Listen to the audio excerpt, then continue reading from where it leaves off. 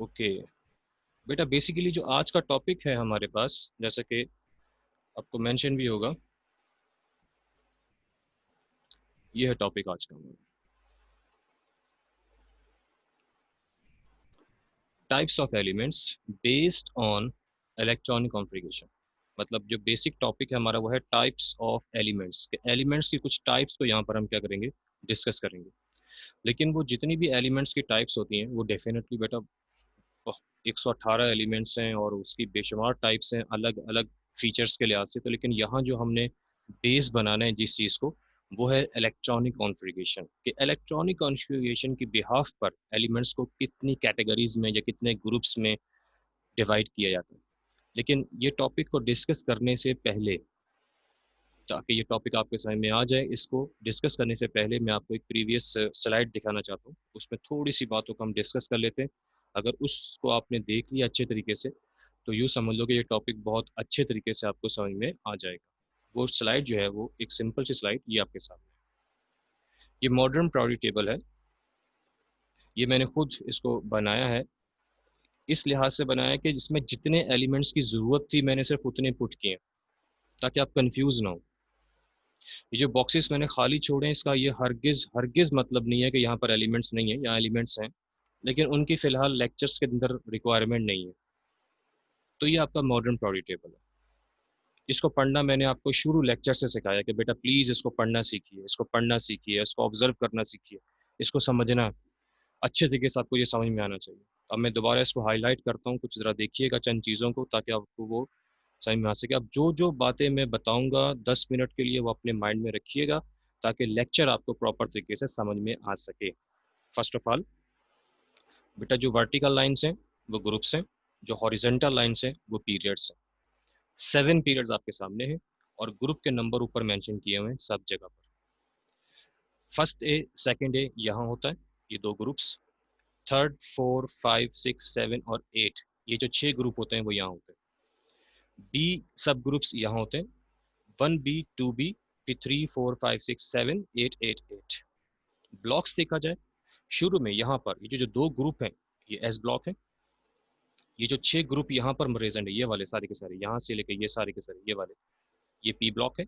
ये जो इंटरनल आपके पास पोर्शन है ये वाला, ये डी ब्लॉक है। और डाउनवर्ड जो है वो आपके पास बेटा क्या है, एफ ब्लॉक्स। हर बॉक्स के अंदर एक एलिमेंट जो है वो प्रेजेंट है। तो अगर आपको मैं काउंटिंग कहूँ तो काउंटिंग आप बेटा हर बॉक्स को अगर काउंट करेंगे तो डेफिनेटली आपके पास क्वांटिटी ऑफ द एलिमेंट्स आ जाएगी इन द ग्रुप। अगर मैं कहूँ कि फर्स्ट ग्रुप में कितने एलिमेंट्स हैं, तो आप इसे काउंट कर लीजिए, 1, 2, 3, 4, 5, 6, 7, आपके साथ 7 एलिमेंट्स। बहुत आसान है कैलकुलेट करना।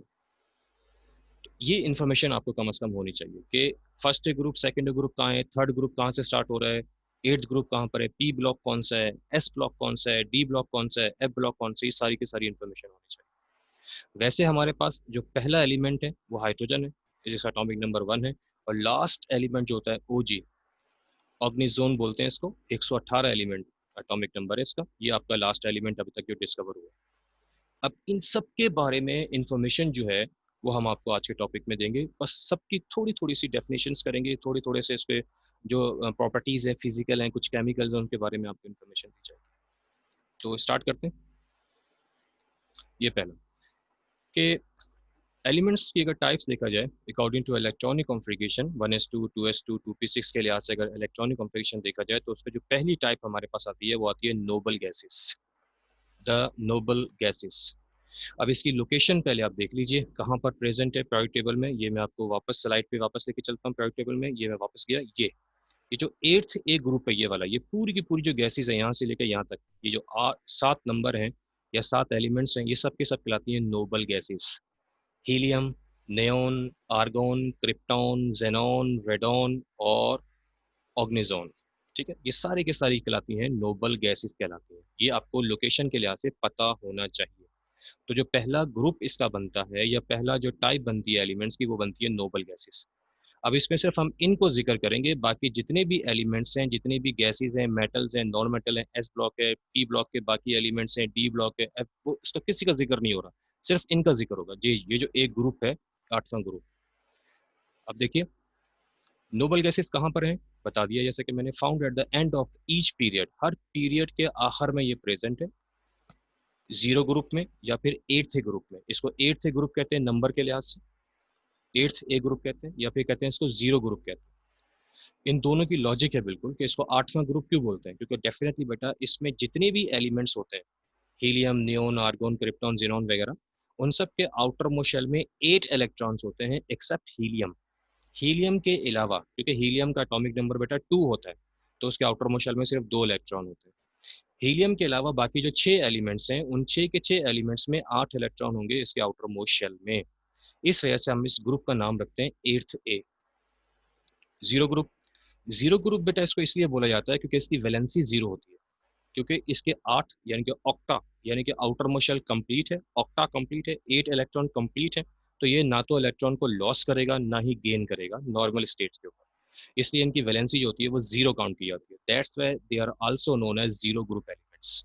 तो ये इसकी लॉजिक है, ये इसका नाम देने का बेसिक पॉइंट है कि इसको नाम ये वाला क्यों दिया जाता है। अब आते हैं वैलेंशियल इलेक्ट्रॉनिक कॉन्फ़िगरेशन, ये कल आपने पढ़ा था। अगर आपको मैं कहूँ कि भाई नोबल गैसेस का वैलेंशियल इलेक्ट्रॉनिक कॉन्फ़िगरेशन बताइए, तो मतलब मैं आपसे पूछ रहा हूँ आठवें ग्रुप की, एट्थ ए ग्रुप की वैलेंशियल कॉन्फ़िगरेशन। अब क्योंकि एट्थ ए आ गया, ए का मतलब है ये पी ब्लॉक है, ठीक है। तो पी ब्लॉक की जो वैलेंशियल कॉन्फ़िगरेशन होगी वो होगी एन एस एन पी। आपने लिखा एन एस और साथ में लिखा एन पी, पावर लगानी है। पावर लगाने के लिए आपको नंबर देखना है कि क्या नंबर लिखा हुआ है। एट्थ लिखा हुआ है तो पहले आपने 2 लगाया, 2 के बाद इसमें क्या लगाएं यहाँ पर नंबर के, हमारे पास 8 आ जाए तो वो आ जाएगा 6।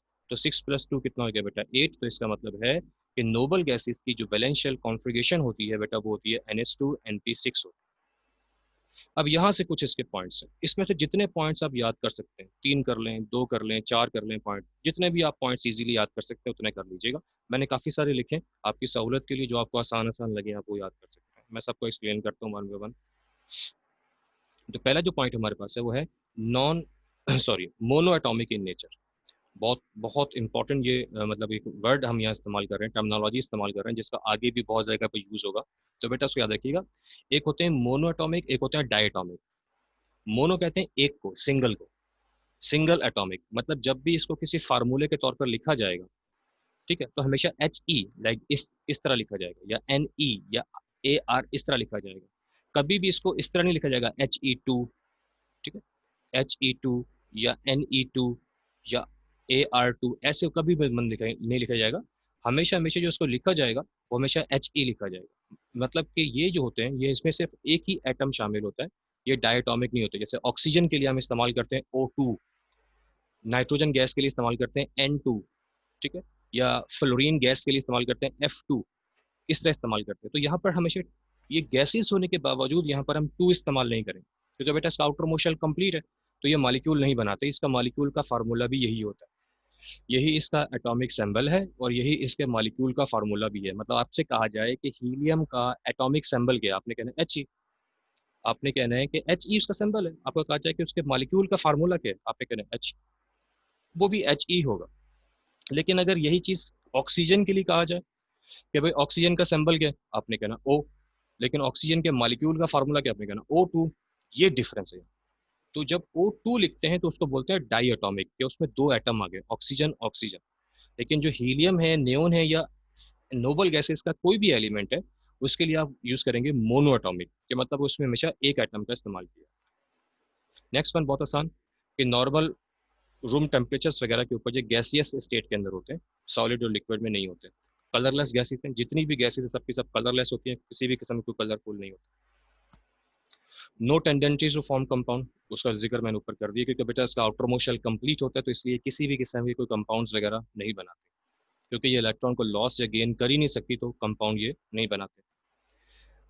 मोस्टली इसमें क्या होते हैं, वो नॉन रिएक्टिव होती हैं। नॉन रिएक्टिव होने की वजह भी यही है कि आउटर मोस्ट शेल क्योंकि कंप्लीट होता है, इसलिए ये केमिकली तौर पर नॉन रिएक्टिव होता है। लेकिन ह्यूज टेम्परेचर या इलेक्ट्रिसिटी और लो प्रेशर अगर हम इसको प्रोवाइड करेंगे तो देन ये थोड़ा सा केमिकल रिएक्शन जो है वो परफॉर्म करते हैं। डायटोमिक, अब ये टर्म थोड़ी सी यूनिक है शायद आपके लिए, कि एक होता है बेटा डायटोमिक और एक होता है मतलब डाई मैग्नेटिक, और एक टर्म होती है पैरामैग्नेटिक। जो डायमैग्नेटिक होते हैं वो ऐसे एलिमेंट्स को बोलते हैं या ऐसे सब्सटेंस को बोलते हैं जो कि मैग्नेट की तरफ अट्रैक्ट नहीं होते, मैग्नेट की तरफ अट्रैक्ट नहीं होते, वो कहलाते हैं डायमैग्नेटिक।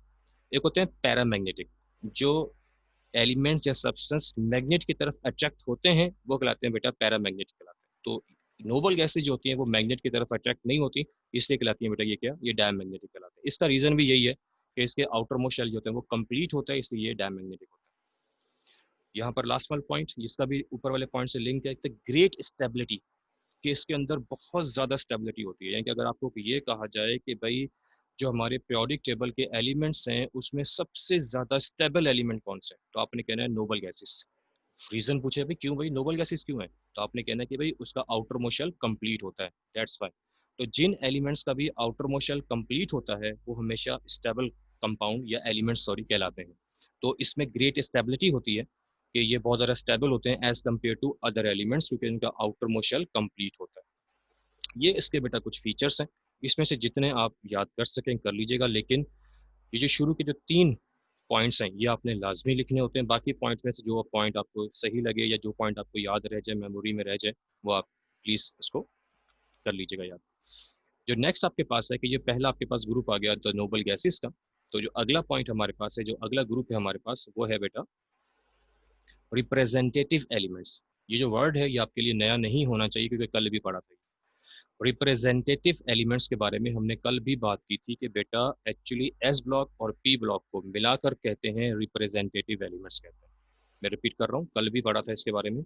रिप्रेजेंटेटिव एलिमेंट्स का मतलब होता है कि the elements of S block, the element of P block, it is they are called representative elements. इसका मतलब ये हुआ रिप्रेजेंटेटिव एलिमेंट्स में ए जो सब ग्रुप होता है उसके तमाम के तमाम एलिमेंट जो होते हैं वो सारे के सारे इसके अंदर शामिल हो जाए ए सब ग्रुप में। अब ए सब ग्रुप में एस ब्लॉक भी आता है और पी ब्लॉक भी आता है, ये दोनों ब्लॉक मिलाकर हम इसको बोलेंगे कि ये क्या, ये रिप्रेजेंटेटिव एलिमेंट्स होते हैं। यानी ए सब ग्रुप के, अगर मैं आपको इसकी लोकेशन दिखाता हूँ पीरियोडिक टेबल के अंदर, तो लोकेशन आपके सामने इस तरह नजर आएगी ये वाली। यानी ये जो एस ब्लॉक है यहाँ पर ये वाला एस ब्लॉक, और ये पी ब्लॉक ये वाला पूरा, ये पी ब्लॉक जो है, ये सारे का सारा जो पी ब्लॉक है, ये वाले एलिमेंट्स और ये वाले दो ग्रुप के एलिमेंट, ये दोनों मिलाकर बोला जाता है, इनको रिप्रेजेंटेटिव एलिमेंट्स बोला जाता है। अब क्योंकि यहाँ पर भी ए सब ग्रुप है और यहाँ पर भी ए सब ग्रुप है, तो इसलिए हम ये बोलते हैं कि ये ए सब ग्रुप के एलिमेंट्स होते हैं। अब इसके अंदर जितने भी एलिमेंट्स होते हैं उसमें बहुत सारी प्रॉपर्टीज हैं, उनमें से कुछ एलिमेंट्स मेटल्स होते हैं, कुछ नॉन मेटल्स होते हैं, और कुछ क्या होते हैं, मेटलवाइड्स होते हैं। मेटलवाइड्स वो एलिमेंट्स होते हैं जिनके अंदर कुछ प्रॉपर्टीज मेटल्स की होती हैं और कुछ प्रॉपर्टीज जो होती हैं वो मेटल्स की होती हैं, और कुछ प्रॉपर्टीज होती हैं वो नॉन मेटल की होती हैं। तो ऐसे एलिमेंट्स को हम बोलते हैं मेटलवाइड्स, जैसे कि बोरॉन है, ठीक है, सिलिकॉन है, ये जो एलिमेंट्स होते हैं ये मेटलवाइड्स कहलाते हैं। और इनमें से कुछ एलिमेंट्स पैरामैग्नेटिक होते हैं और कुछ क्या होते हैं, डायमैग्नेटिक होते हैं। मतलब कुछ जो होते हैं वो अट्रैक्ट करते हैं टूवर्ड्स द मैग्नेट और कुछ अट्रैक्ट नहीं करते। अब इसको फिर फर्दर जो डिवाइड किया गया वो एस ब्लॉक में और पी ब्लॉक में किया गया। अब डेफिनेटली एस ब्लॉक एलिमेंट्स किसे कहते हैं। अब एस ब्लॉक एलिमेंट्स आपको लोकेशन के लिहाज से मैंने बताया कि बेटा लोकेशन के लिहाज से ये जो दो ग्रुप हैं, ये वाले जो दो ग्रुप हैं ये कहलाते हैं बेटा एस ब्लॉक एलिमेंट्स। अब इसकी डेफिनेशन यही होगी कि इन एलिमेंट्स में से मैं कोई भी एलिमेंट ले लूँ, जो एलिमेंट्स आपके पास यहाँ रखे हुए हैं, जब मैं इनकी इलेक्ट्रॉनिक कॉन्फ़िगरेशन करूंगा तो इनका लास्ट इलेक्ट्रॉन जो होगा वो एस ऑर्बिटल के अंदर आएगा, इसलिए ये कहलाएंगे एस ब्लॉक एलिमेंट्स। यही इसकी डेफिनेशन है कि एस ब्लॉक एलिमेंट्स का मतलब हुआ कि ऐसे एलिमेंट्स जिनका जो लास्ट इलेक्ट्रॉन है वो एस ऑर्बिटल के अंदर फिल होगा, उसको बोलेंगे हम एस ब्लॉक एलिमेंट्स बोलेंगे। इसमें दो ग्रुप होते हैं, first group and second group. इसकी वैलेंशियल कॉन्फ़िगरेशन अभी आपने कल ही पढ़ी थी, NS1 होती है और NS2 होती है। NS1 फर्स्ट ग्रुप के लिए और NS2 सेकंड ग्रुप के लिए। They are all metals and electropositive in nature. तकरीबन सबके सब ये मेटल्स होते हैं सवाए हाइड्रोजन के, और इसमें क्या होते हैं, इलेक्ट्रोपॉजिटिव इन नेचर होता है। या अब ये इलेक्ट्रोपॉजिटिव किसे कहते हैं, बेटा देखें, ऐसे एलिमेंट्स जो इलेक्ट्रॉन को लॉस करके पॉजिटिव आइन बनाते हैं, ऐसे एलिमेंट्स जो इलेक्ट्रॉन को लॉस करते हैं तो उन पर पॉजिटिव का चार्ज आ जाता है, तो ऐसे एलिमेंट्स को बोलते हैं इलेक्ट्रो पॉजिटिव एलिमेंट्स। मैं रिपीट कर रहा हूँ, ऐसे एलिमेंट्स जो इलेक्ट्रॉन को जब लॉस करते हैं तो उन पर जब पॉजिटिव का चार्ज आ जाएगा तो उनको बोलते हैं इलेक्ट्रो पॉजिटिव एलिमेंट्स बोलते हैं। और अगर कोई एलिमेंट इलेक्ट्रॉन को गेन कर ले तो उस पर नेगेटिव चार्ज आ जाए तो हम उसे बोलेंगे कि वो electro negative elements. P block elements की डेफिनेशन ऊपर के ही पॉइंट्स को नीचे अपने लिखने।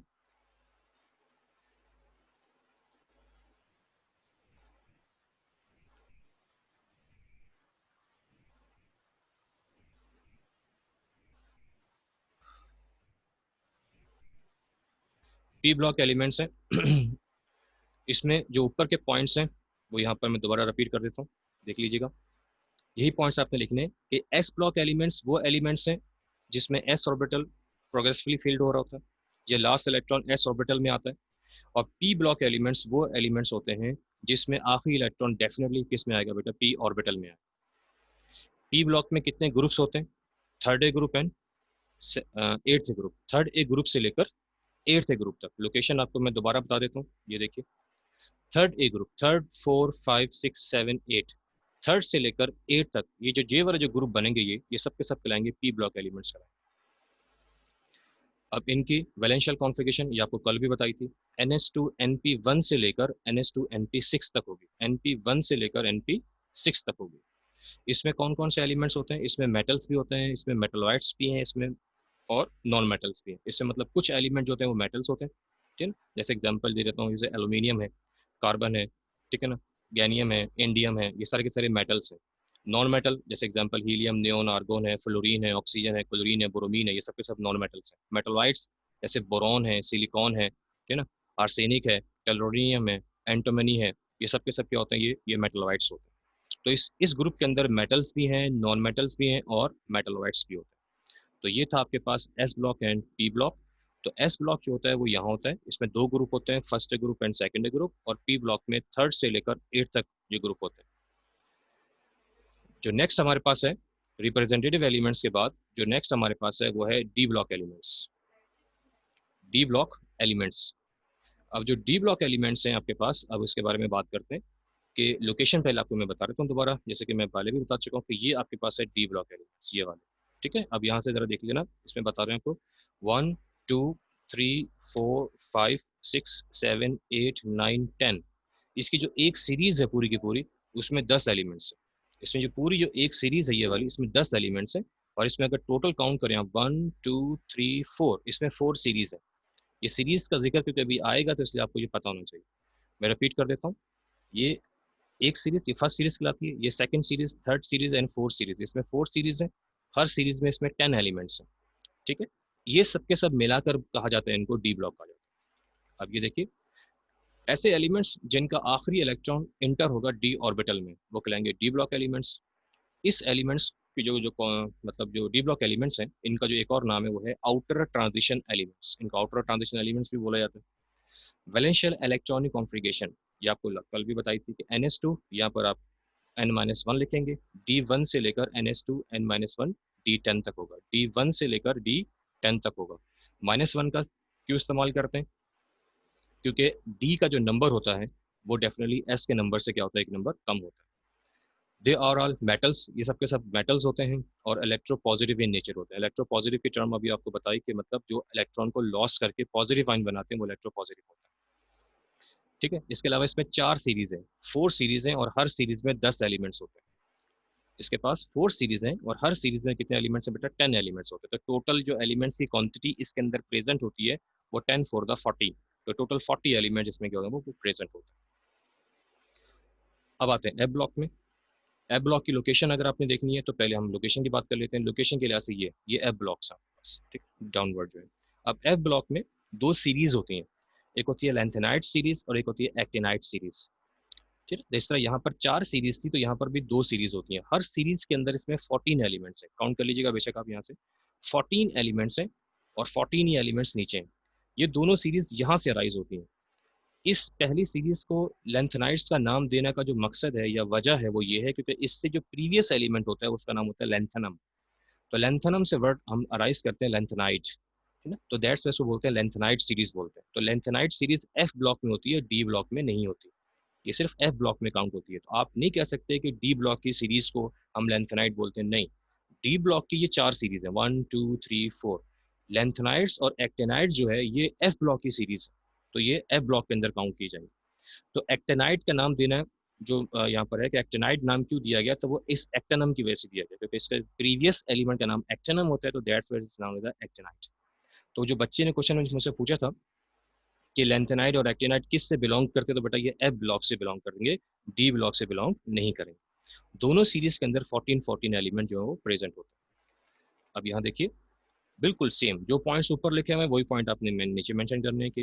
एफ ब्लॉक एलिमेंट्स में जो लास्ट इलेक्ट्रॉन होता है वो एफ ऑर्बिटल में इन होता है।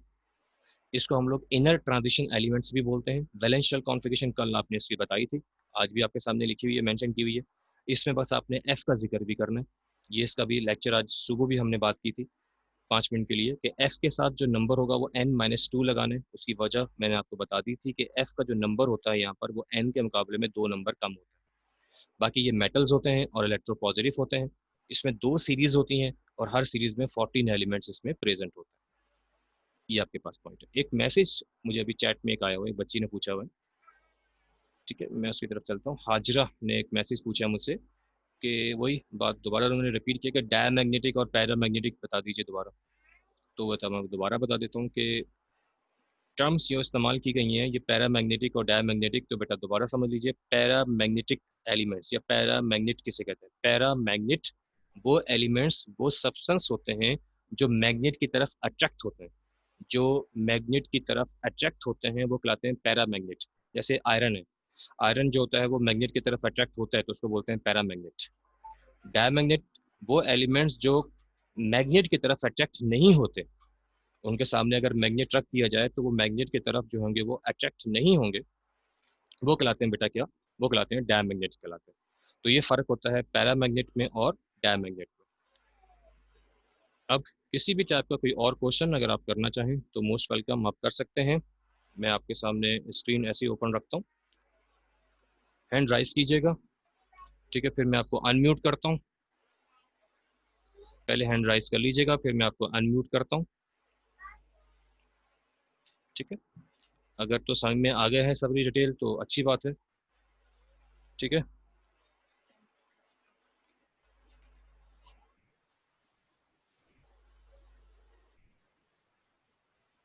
ठीक है, कोई प्रॉब्लम है तो मुझे बता दीजिएगा। कोई क्वेश्चन नहीं है बेटा?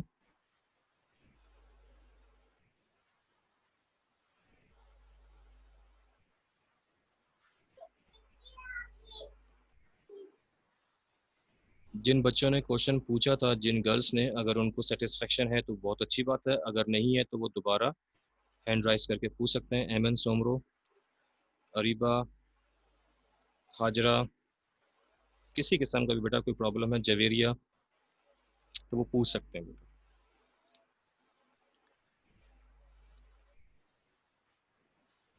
और आप ऐसा भी कर सकते हैं बेटा कि आज का लेक्चर है ये जो अभी आपके सामने हुआ, इसको आप जो है वो घर पे स्टडी कर लें आराम से रिलैक्स होकर। जब हम कल स्टार्ट करने लगें तो आप कल पूछ लीजिएगा, कोई इशू नहीं है। अगर आज आपको कुछ चीज़ें समझ में नहीं आ रही या पता नहीं चल रहा कि ये क्वेश्चन कैसे पूछना है तो बेशक आप कल पूछ लीजिएगा, कोई इशू नहीं होता इसमें। अच्छा, एक बच्ची ने हैंड राइज किया है, माहम नईम जी, देखते हैं क्या कहना चाह रही है ये। जी बेटा। सर, 2 बार ना मीटिंग मेरी ना डिस्कनेक्ट हो चुकी है, तो आप मुझे ना D block and F block एक बार फिर समझा दीजिए, मैंने नहीं समझा। बेटा ये तो आप बड़ी अजीब सी बात कर रही है, टाइम बहुत कम है मेरे पास, मीटिंग में 5 मिनट रह गए सिर्फ। मैं बड़ा ट्राई करता हूँ। अब अपने इंटरनेट कनेक्शन को वेल करें ना, अच्छा करें, ज़रा उसको बेहतर बनाएं। बहरहाल ठीक है, मैं डिफाइन कर देता हूँ डी ब्लॉक को और ए ब्लॉक को थोड़ा सा, जितना मेरे पास टाइम है। ओके। तो बच्चे ने कहा कि उनका कनेक्शन थोड़ा सा डिसकनेक्ट हुआ था जिसमें प्रॉब्लम की वजह से, तो मैं आपको डी ब्लॉक के बारे में थोड़ी सी इन्फॉर्मेशन जो है वो यहाँ पर दे देता हूँ। सो डी ब्लॉक एलिमेंट्स बेटा जो हमारे पास है वो सिंपल वो एलिमेंट्स होते हैं।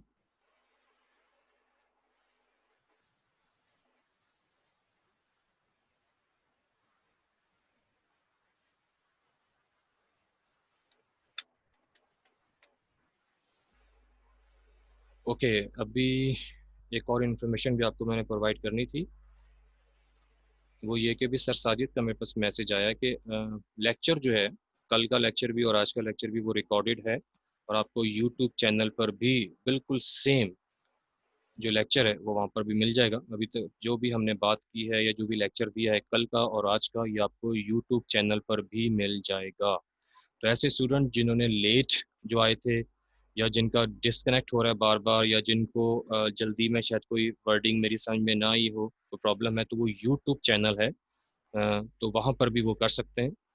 ठीक है, तो वहाँ से भी ये लेक्चर देख सकते हैं। बहरहाल जो हमारे पास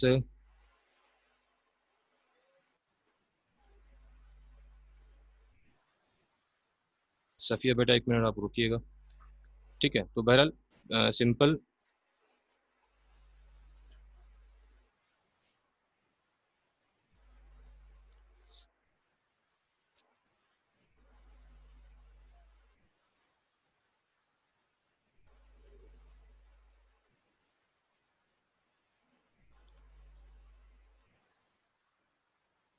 आपको उसका जो लिंक है, अक्सर मुझसे अभी स्टूडेंट जो है वो चैनल का नाम पूछ रहे हैं, तो आपको उसका जो लिंक है वो हम शेयर कर देंगे इंशाल्लाह, आपको प्रोवाइड कर देंगे, तो आप उसकी टेंशन ना लें। आज ही इसी लेक्चर्स के दौरान ही, किसी न किसी लेक्चर के दौरान आपको हम उसका शेयर जो है वो लिंक जो है वो शेयर कर देंगे इंशाल्लाह, तो उसमें इतनी ज़्यादा टेंशन लेने की ज़रूरत नहीं है। पूछा गया कि लेक्चर सब सब्जेक्ट्स के मिल जाएंगे बेटा, जिसके हमने रिकॉर्ड किए होंगे तो इंशाल्लाह उसके सबके आपको मिल जाएंगे। ठीक है, और सर साजिद कह रहे हैं कि कॉलेज की ऑफिशियल व्हाट्सएप ग्रुप जो है उस पर भी आपको मिल जाएगा इंशाल्लाह ताला। अभी सर साजिद का मैसेज है कि ऑफिशियल ग्रुप जो है उसमें आपको इसका मिल जाएगा इंशाल्लाह ताला, हम आपको प्रोवाइड कर देंगे उसमें। और जो जो लेक्चर भी होंगे हमारी कोशिश होगी कि हम उसमें आपको प्रोवाइड करें ताकि आपके लिए कोई प्रॉब्लम वगैरह ना हो। ओके तो डी ब्लॉक एलिमेंट्स बेटा वो एलिमेंट्स होंगे जिनका आखिरी इलेक्ट्रॉन जो होगा वो डी ऑर्बिटल में फिल होगा। ठीक है, मतलब जब हम इलेक्ट्रॉनिक कॉन्फ़िगरेशन करेंगे तो उसके सबसे लास्ट में डी ऑर्बिटल आ रहा होगा और आखिरी इलेक्ट्रॉन उस ऑर्बिटल में फिल होगा, तो इसको हम कहेंगे डी ब्लॉक एलिमेंट्स। इसके अलावा आउटर ट्रांजिशन एलिमेंट्स भी इनका नाम रखा जाता है। वैलेंशियल इलेक्ट्रॉनिक कॉन्फ़िगरेशन आपके सामने लिखी हुई है, D1 से लेकर D10 तक होती है। मेटल्स होते हैं, इलेक्ट्रोपॉजिटिव होते हैं। इलेक्ट्रोपॉजिटिव बेटा वो एलिमेंट्स होते हैं जो इलेक्ट्रॉन को लॉस करते हैं और पॉजिटिव आइन बनाते हैं। चार इसमें सीरीज होती हैं, 4 सीरीज होती हैं, हर सीरीज में बेटा 10 एलिमेंट्स होंगे, तो 10 फोर द 40, तो टोटल 40 एलिमेंट्स होते हैं इसमें। इसके अलावा F block elements, last electron F orbital में फिल होगा, इनर ट्रांजिशन एलिमेंट्स इसको कहेंगे। वैलेंशियल इलेक्ट्रॉनिक कॉन्फ़िगरेशन आपके सामने है बेटा, मेटल्स और इलेक्ट्रोपॉजिटिव एलिमेंट्स होते हैं ये। ठीक है, 2 सीरीज होती हैं, हर सीरीज में 14 एलिमेंट्स होते हैं, तो टोटल इसमें 28 एलिमेंट होते हैं वो इंक्लूडेड होते हैं। अब इससे लिंक करते हुए किसी भी टाइप का कोई क्वेश्चन होंगे, लेक्चर भी आप देख लीजिएगा, चैनल से भी देख लीजिएगा, यूट्यूब से, व्हाट्सएप ग्रुप से भी देख लीजिएगा। उसके बाद भी आपके पास कोई प्रॉब्लम है तो अपने पास क्वेश्चन मेंशन कर लीजिएगा, रख लीजिएगा। जैसे ही हम कल लेक्चर स्टार्ट करेंगे तो आप उसमें मुझसे वो क्रॉस क्वेश्चंस कर सकते हैं, इंशाल्लाह हम करेंगे ताकि आपको किसी किस्म की प्रॉब्लम ना हो। ठीक है, ओके। तो अभी न्यू आपके जो टीचर हैं उनकी क्लास अभी स्टार्ट होगी, तो कल तक के लिए बेटा अल्लाह हाफिज़। ठीक है, इंशाल्लाह कल हम मिलेंगे, कल मुलाकात करेंगे आपसे। ओके, अल्लाह हाफिज़, अल्लाह निगहबान।